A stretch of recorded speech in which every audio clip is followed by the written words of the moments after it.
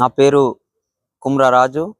ఆదిమ గిరిజన కులం సేవా సంఘం రాష్ట్ర ఉపాధ్యక్షులు.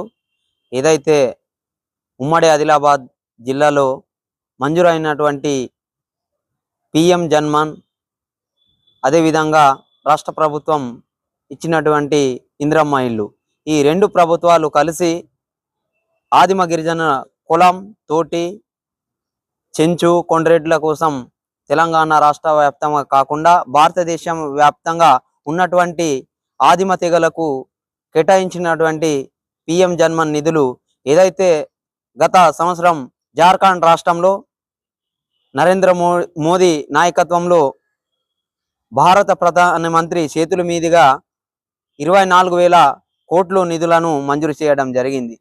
కానీ ఇక్కడికి వచ్చేసరికి మన తెలంగాణ రాష్ట్రంలో ఉన్నటువంటి 4 తెగలు మన రాష్ట్రంలో ఉన్నాయి. కులం, తోటి, చెంచు, కొండ్రెడ్లు. ఈ కుటుంబాలకు ఈ యొక్క ఆదిమ తెగలని అప్పుడే మనకు గుర్తించినటువంటి ఐక్యరాజ్య సమితి అప్పటి నుంచే మన కోసం ప్రత్యేకించి నిధులు విడుదల చేయడం జరిగింది. కానీ ఇక్కడ ఏం జరుగుతూ ఉన్నదంటే, అటవీ ప్రాంతంలో ఉన్నటువంటి ఎక్కడైనా జీవించే హక్కు ఉన్నది. కానీ ఇక్కడ వచ్చేసరికి మా కోసం ఇంద్రమ్మ ఇండ్లు కానీ, పిఎం జన్మన్ నిధులు కేటాయించినటువంటి ఇండ్లు కానీ, ఈ రెండుకి కలిపి కేంద్ర ప్రభుత్వం కానీ రాష్ట్ర ప్రభుత్వం కానీ ఏదైతే నరేంద్ర మోడీ గారు ఈ యొక్క పథకానికి అమలు చేసిన సందర్భంగా మేము వాళ్లకు మేము ప్రత్యేకించి మా కులం తెగ నుండి ధన్యవాదాలు తెలుపుతూ, ఏదైతే అటవీ ప్రాంతంలో జీవిస్తున్నటువంటి మా అమాయక పేద గిరిజనులు ఉన్నారో, ఆదివాసులు ఉన్నారో, ఇప్పుడు ఆదివాసులు ఉండేది అటవీ ప్రాంతంలో. అటవీ ప్రాంతం అనేది మాకు అడవికి పులిలకు సంబంధాలు, దగ్గర సంబంధాలే ఉన్నాయి. కానీ ఇక్కడ ఏం జరుగుతూ ఉన్నదంటే, ఉన్నటువంటి ఇల్లు ఎప్పుడైతే గత ప్రభుత్వం మంజూరు చేసినటువంటి ఇల్లు, గతంలో ఉన్నటువంటి ముఖ్యమంత్రి వారు ఎన్టీ రామారావు గారు ఇచ్చినటువంటి ఇళ్లను కూడా కూలగొట్టి ఈరోజు బజారు పాలైనటువంటి పరిస్థితి ఉన్నది. ఇప్పుడు చిన్న పిల్లలు చూడాలా, పెద్దోళ్ళని చూడాలా, సలికి వనికి కొందరు చనిపోయిన దుస్థితి ఉన్నది. కానీ ఇక్కడ ఉన్న ప్రభుత్వం ఎందుకో ఏమో స్పందించకపోవడం చాలా దుర్మార్గం అని నేను హెచ్చరిస్తా ఉన్నా. ఎందుకంటే నిన్నగాక మొన్న మన ఖానాపూర్ ఎమ్మెల్యే వేణుమాబుజ్జు గారికి నేను ప్రత్యేకంగా ధన్యవాదాలు తెలుపుతున్నా. ఎందుకంటే తన ఏరియాలోనే 42 గ్రామాలు కోర్ ఏరియాలు ఉన్నాయి. కోర్ ఏరియాలో ఉన్నప్పటికీ కూడా మేము గతంలో 16 తారీఖు ఐటీడీఏ ముట్టడి చేయడం జరిగింది. అప్పుడే తాను ఐటీడీఏ పిఓ అధికారు కలిసి ఒకటే మాట చెప్పడం జరిగింది, నేను 10 రోజులలోనే మీకు జీవో తీసుకొచ్చి ఇచ్చేస్తా, తప్పకుండా మీ ఇండ్లను కట్టనిస్తా అన్న మాట ఎటు పోయిందనేది మేము స్పష్టంగా వారికి తెలియపరుస్తున్నాం. ఎందుకంటే మొన్న కూడా మా గ్రామ పార్టీలు అందరూ 12 గ్రామాల పార్టీలు కూర్చొని చర్చించి తనకు మళ్ళీ కూడా వినతి పత్రం ఇవ్వడం జరిగింది. ఏమైంది సార్, 2 నెలలు కలిసింది కానీ ఇప్పటికీ మా పరిస్థితి అలాగే ఉందంటే మళ్ళీ కూడా చెప్పడం తోటి మళ్ళా నిన్న రేవంత్ రెడ్డి ముఖ్యమంత్రి గారిని పోయి కలవడం జరిగింది. మరి తదుపరి అంశం ఏమున్నదో కానీ ఇప్పటికి వరకు కూడా మా యొక్క పార్టీలకు కానీ మా సంఘ నాయకులకు కానీ చెప్పకపోవడం ఇది మాకు చాలా బాధాకరం. ఎందుకంటే యువ నాయకుడు, యువ ఉత్తేజంతో ఉన్నటువంటి నాయకుడుగా మేము పరిగణనకి తీసుకుంటాం. కానీ ఇప్పుడు కూడా మా యొక్క నాయకులు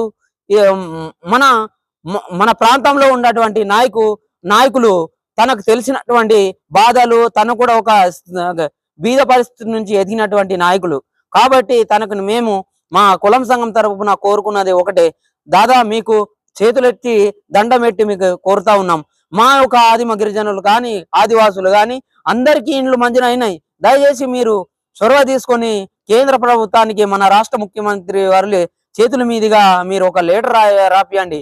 ఎందుకంటే కేంద్ర ప్రభుత్వంలో ఈ యొక్క చట్టం ఉంది, అటవీ చట్టం ఉంది. ఈ అటవీ చట్టం మనం పుట్టక ముందే పుట్టిందా లేక అది తర్వాత పుట్టిందా? కానీ ఇప్పుడేమో ఫారెస్ట్ అధికారులు ఎందుకు అడ్డుకుంటున్నారు? దేనికోసం అడ్డుకుంటున్నారు?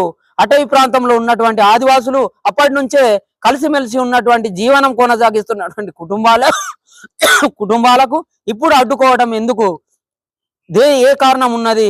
ఖనిజ సంపదల కోసం పెట్టుబడిదారులకు మీరు కట్టబెట్టడానికేనా అని మేము మా సంఘం తరపున హెచ్చరిస్తా ఉన్నాం. ఎందుకంటే నిన్నగాక మొన్ననే ఇటుమను చంపినటువంటి ఈ కేంద్ర ప్రభుత్వం చేసినటువంటి దుర్మార్గ చర్యను మేము తీవ్రంగా ఖండిస్తా ఉన్నాం. ఎందుకంటే అడవి అటవీ నుండి మమ్మల్ని వెళ్ళగొట్టి వాళ్లకు పెట్టుబడిదారులకు ముఖేష్ అంబానీ గాని అనిల్ అంబానీ గాని ఇటువంటి పెట్టుబడిదారులకు ఈ యొక్క అటవీని అప్పచెప్పే బాధ్యతగా వీళ్ళు తీసుకున్నటువంటి కంకణం కట్టి నరేంద్ర మోడీ గారి నాయకత్వంలో కంకణం కట్టిండ్రు. ఎందుకంటే ఇక్కడ ఆదివాసులు ఉంటే మనకు ఖనిజ సంపద దొరకదు. ఇది అటవీ ప్రాంతం, ఇది 1/70 చట్టం కానీ, ప్యాస చట్టం కానీ, 5th షెడ్యూల్ కానీ, 6th షెడ్యూల్ కానీ ఎక్కడున్నాయి? మీ చట్టాలేమో వర్తిస్తున్నాయి, మా చట్టాలకు ఎందుకు అమలు చేయటం లేదు? ఎందుకు అమలు చేయటం లేదు? మీ చట్టాలకేమో అమలు చేస్తున్నారు. అదే మీరు తెలిసి చేసిండా తెలియక చేసిండా? పిఎం జన్మన్ నిధి ప్రారంభించి 9 శాఖల మంత్రిత్వ శాఖలకు మీరు అప్పగించినప్పుడు మీకు తెలిసి చేసిందా తెలియక చేసిందా? మా సొంటలు అంటే అమాయకులు, మాకు తెలియదు, మేము చదువుకోలేదు, ఆ ఆమడ దూరంలో ఉన్నటువంటి ఆదిమ గిరిజనులు. కానీ మీరైతే చదువుకున్న వాళ్ళు కదా, మీరు చదువుకున్న వాళ్ళు ఉండి కూడా ఈ యొక్క చట్టాలు మరి మీ చేతుల్లోనే ఉన్నాయి కదా. ఈ చట్టాలు మీకు తెలిసి ఇప్పుడేమో ఆ పథకం యొక్క నిధులు ఆల్రెడీ ఆ అకౌంట్ లోకి జమ కాగానే ఇప్పుడేమో అటవీ శాఖ అధికారులు అడ్డుకుంటున్నారు. అంటే ఇది చాలా దుర్మార్గమైన సరే అని నేను భావిస్తా ఉన్నా. ఎందుకు ఇక్కడ భారతదేశంలో ఎక్కడైనా ఉన్నటువంటి ఆదిమ తెగలు ఉన్నాయో వీళ్లకు అదే పరిస్థితి ఉన్నదా, లేక మన తెలంగాణ రాష్ట్రంలో ఆదిలాబాద్ ఉమ్మడి జిల్లాకే ఈ యొక్క అటవీ హక్కు చట్టం వర్తిస్తుందా అనేది నేను ఖండిస్తా ఉన్నా. ఎందుకంటే అక్కడ ఏదైతే మిగతా రాష్ట్రాల్లో ఉన్నటువంటి ఆదిమ తెగలకు పనులు నడుస్తా ఉన్నాయి, కానీ మన ఆదిలాబాద్ జిల్లాకే ఎందుకు అడ్డుకుంటున్నారు అటవీ అధికారులు? అక్కడ కూడా అదే చట్టం ఉంది కదా, ఇక్కడ కూడా అదే చట్టం ఉంది కదా. ఎందుకు అక్కడ ఒక చట్టం ఉన్నదా, ఇక్కడ ఒక చట్టం ఉన్నదా? తెలుసుకోవాల్సిన అవసరం ఉన్నది. కులం సమాజాన్ని నేను ఒకటే కోరుతూ ఉన్నా, మనమందరం ఐక్యమై ఈ వచ్చే ఎన్నికలు ఏవైతే ఉన్నాయో జడ్పీటీసీ కానీ ఎంపీటీసీ కానీ ఈ ఎలక్షన్ లో మనం తప్పకుండా అడ్డుకునే పరిస్థితి ఉన్నది. ఎందుకంటే వీళ్ళకు నేను ఒకటే హెచ్చరిస్తున్నా, ప్రతి ఒక్క పార్టీకి ఒక హెచ్చరిస్తా ఉన్నా. ఎందుకంటే ఇన్ని పార్టీలు ఉన్నాయి, బీఆర్ఎస్ పార్టీ ఉంది, కాంగ్రెస్ పార్టీ ఉంది, బీజేపీ పార్టీ ఉంది, సిపిఎం పార్టీ ఉంది, సిపిఐ ఉంది, సిపిఐ ఎంఎల్ న్యూ డెమోక్రసీ కూడా ఉన్నాయి. కానీ ఈ యొక్క ఇన్ని పార్టీలు కూడా ఒక్కటి కూడా మా కోసము ఒక్క పార్టీ కూడా ముందుకు రాకపోవడం చాలా దుర్మార్గం. ఎందుకంటే మేము ఏ పార్టీ వచ్చినా అందరికి మేము సమానుండమే. కాంగ్రెస్ రాని, బీజేపీ రాని, బీఆర్ఎస్ రాని, సిపిఎం రాని, సిపిఐ రాని, ఈ పార్టీలకు మేము అందరు కూడా ఓటేసి అందరినీ గెలిపిస్తా ఉన్నాం. కానీ ఇప్పుడు ఎందుకో ఏ ఒక్కరు కూడా ముందుకు వస్తలేరు. దయచేసి మీరందరూ తెలుసుకోవాల్సిన బాధ్యత ఉన్నది. మేము అక్కడ ఇప్పుడు ఉన్న ఇల్లుని కూలగొట్టి ఇప్పుడు ఏ పరిస్థితిలో ఉన్నామో మీరు నాయకులు తెలుసుకోవాలా, అధికారులు తెలుసుకోవాలా. తెలుసుకొని అక్కడ స్థానికంగా పోయి మీరు చూసుకొని మీరే స్వయంగా చూసి వాళ్ళ యొక్క పరిస్థితిని తెలుసుకోవాల్సిన బాధ్యత మీపై ఉన్నది. మేమే కాదు, మా జాతి కోసం మేము ఇంత పోరాటం చేస్తున్నా కూడా మద్దతు దొరకకపోవడం అనేది మాకైతే చాలా బాధాకరం.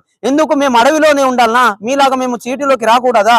చీటీలోకి వచ్చినా ఇక్కడ కూడా మాకు చదువుకు దూరం, రాజకీయంగా దూరం, ఉద్యోగ పరంగా దూరం, అన్ని రకాలుగా దూరంగా ఉన్నామంటే ఇప్పుడు మాకు వచ్చేటటువంటి ఈ ఏవైతే సంక్షేమ పథకాలు కానీ, ఉద్యోగంలో కానీ, రాజకీయ పరంగా కానీ ఎక్కడైనా కూడా మేము లాస్ట్ 0 పాయింట్లోనే ఉన్నాం తప్ప ముందు 1 పాయింట్లో లేమనేది నేను ఈ ఏదైతే అధికారులు ఉన్నారో ఈ అధికారులకు విన్నవించేది ఒకటే. జిల్లా కలెక్టర్ అధికారి కూడా 2 సార్లు కలవడం జరిగింది. మన ఇన్ఛార్జి మినిస్టర్ జూపల్లి కృష్ణరావు కూడా మేము స్వయంగా వినతి పత్రం ఇచ్చినాం. తర్వాత మాకు ఒక 2 గంటల పాటు చర్చలు కూడా జరపడం జరిగింది. కానీ ఇప్పటికే 17 తారీఖు తర్వాత మీకు తప్పకుండా మళ్ళీ నేను ఆదిలాబాద్ జిల్లాకు వచ్చి మీ యొక్క సమస్యను తప్పకుండా నేను పరిష్కారం చేస్తాను. కానీ ఇప్పటికి కూడా మాకు ఎటువంటి ఆదేశాలు రాలేదనేది మేము ఈ సందర్భంగా మేము తెలుపుతూ, ఏదైతే 1/70 చట్టం కానీ, పేసా యాక్ట్ చట్టం కానీ ఈ చట్టాలు అమలు చేయకపోవడం ఎందుకు కారణం? మీ యొక్క చట్టం, అటవీ చట్టం మాత్రం అమలవుతున్నది, మా చట్టాలు ఎందుకు అమలవుతలేవు? పేసా యాక్ట్ చట్టం ఎటుపోయింది? 1/70 చట్టం ఎటుపోయింది? 5th schedule, 6th schedule ఎటుపోయినాయి? ఈ చట్టాలకు అనగదొక్కుంటా వస్తున్నటువంటి మీరు, కానీ మేమైతే కాదు. మా యొక్క చట్టం వర్తిస్తుంది మీకు, మీ యొక్క చట్టం మీకేమో వర్తించదు, మా చట్టాలేమో వర్తించాయా? తెలుసుకోవాల్సిన అవసరం మీకు ఉన్నది. అటవీ శాఖ అధికారులకు ఒకటే హెచ్చరిస్తా ఉన్నా, ఇంకొకసారి మా గ్రామాల్లో జోలికి వస్తే తప్పకుండా మీకు ఊళ్ళోకి రానియకుండా చేస్తామని కులం సంఘం తరఫున నేను డిమాండ్ చేస్తాను.